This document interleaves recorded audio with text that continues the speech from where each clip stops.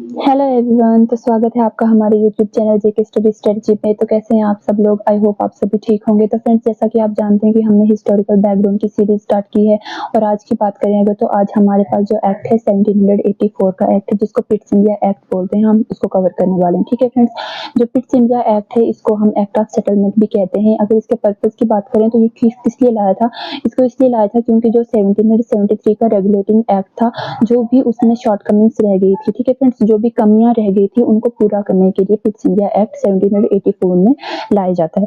अगर इसकी बात करें कि इसका नाम जो पिट्स है, पिट्स इंडिया एक्ट, इसका पिट्स नाम क्यों पड़ा था? क्योंकि 1759 से लेकर 1806 तक जो इंग्लैंड के पीएम रहते हैं विलियम पिट्स, उनके नाम पर इसका जो नाम रखा जाता है पिट्स इंडिया एक्ट। ठीक है फ्रेंड्स, तो अगर पिट्स इंडिया एक्ट की बात करें तो ये फर्स्ट ऐसा एक्ट था जिसके अंदर क्या कहा जाता है कि फर्स्ट ब्रिटिश पोजेशन इंडिया में बनती है, यानी पहला ये जो एक्ट है जिसके द्वारा ब्रिटिशर्स की मालिकियत इंडिया में बनती है। ठीक है फ्रेंड्स, अगर इसके फीचर्स की बात करें तो इसमें 4 इंपॉर्टेंट फीचर्स होते हैं।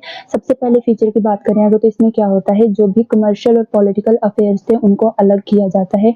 ठीक है फ्रेंड्स, अब पहले क्या होता था, पहले जो ईस्ट इंडिया कंपनी थी वो सारी चीजें खुद देख रही थी, ज्यादातर ट्रेड के ऊपर मतलब फोकस हो रहा था, लेकिन अब क्या होता है कमर्शियल और पॉलिटिकल अफेयर्स को अलग किया जाता है। ठीक है फ्रेंड्स, अगर दूसरे की फीचर की बात करें तो दूसरा इसमें क्या होता है, ड्यूअल सिस्टम को इंट्रोड्यूस किया जाता है जिसमें बोर्ड ऑफ कंट्रोल को बनाया जाता है, जो 6 मेंबर की काउंसिल है और किसको रिप्रेजेंट करेगी, ब्रिटिश क्राउन को रिप्रेजेंट करेगी। ठीक है फ्रेंड्स, पहले क्या होता था 1773 में जो कोर्ट ऑफ डायरेक्टर्स लाए गए थे उसमें 4 मेंबर्स की काउंसिल थी जो किसको असिस्ट करेंगे, गवर्नर जनरल को असिस्ट करें। तो पहले गवर्नर जनरल की बात करें अगर तो कौन थे, लॉर्ड बैरन हेस्टिंग्स है। ठीक है फ्रेंड्स, मैंने 1773 में ये चीज स्किप कर ली थी।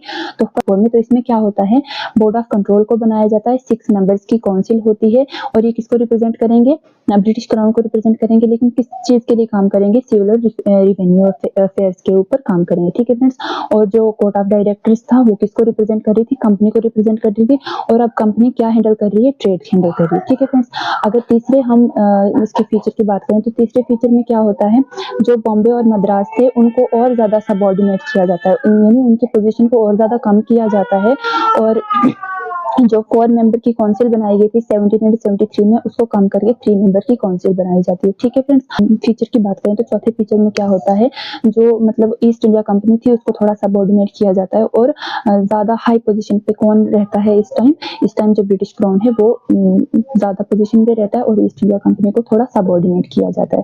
अगर इसके तो आई होप आपको वीडियो अच्छी लगी होगी। अगर आपको इन एक्ट्स के ऊपर पूरी एक वीडियो चाहिए, फुल वीडियो चाहिए, तो आप मुझे कमेंट में बता देना, मैं सारे एक्ट को कंपाइल करके आपके लिए एक लॉन्ग वीडियो बनाकर अपलोड कर लूंगी, तो आप मुझे कमेंट में बता देना। तो अगर आप